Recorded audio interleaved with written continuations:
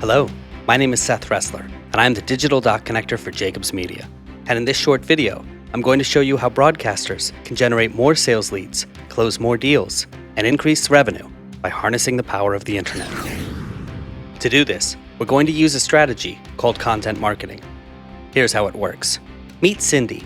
Cindy is the marketing director for her company, and she's thinking about advertising on a radio or TV station. But there's a lot of factors to consider. After all, advertising is a big expense, so she's going to have to convince her general manager that broadcasting is the way to go. To make her case, she'll need to do some research. So the process of buying advertising is going to take some time. Along the way, Cindy is going to have to answer a lot of questions. First, she needs to decide if her company is ready to advertise. Once it is, she'll need to figure out who it should be advertising to. After she zeroes in on a target audience, Cindy then needs to figure out which medium she wants to use to reach them. TV or radio, print or outdoor, maybe digital. Once Cindy settles on using TV or radio to advertise, she needs to determine which station to use. Now, 20 years ago, before the rise of the internet, Cindy would have sought out a salesperson to answer her questions early in the buying process. But not anymore. Now, she starts her research online. In fact, she doesn't bring a salesperson into her decision-making process until much later in the game.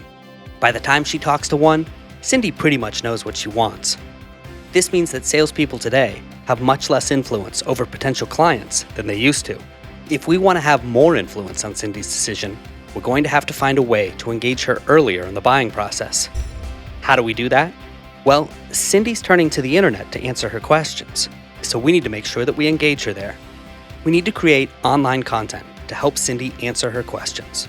For example, we could create a checklist, things your company should do before you advertise.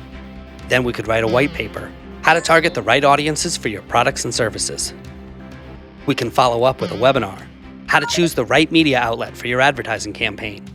And finally, we can put together a guide to understanding the Nielsen ratings. This content isn't salesy or pushy. It's helpful. It allows us to build trust with Cindy throughout her decision-making process, so our station will be top of mind when she's finally ready to talk to a salesperson. So Cindy finds our content, we want to make sure that it shows up in search engines like Google.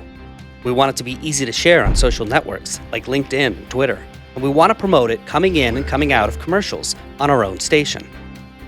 When Cindy accesses one of our pieces of content, we'll ask her to fill out a form. Now we have her email address. We can send her more of our content to help move her through the decision-making process. And when she's ready, we'll have her speak with one of our salespeople.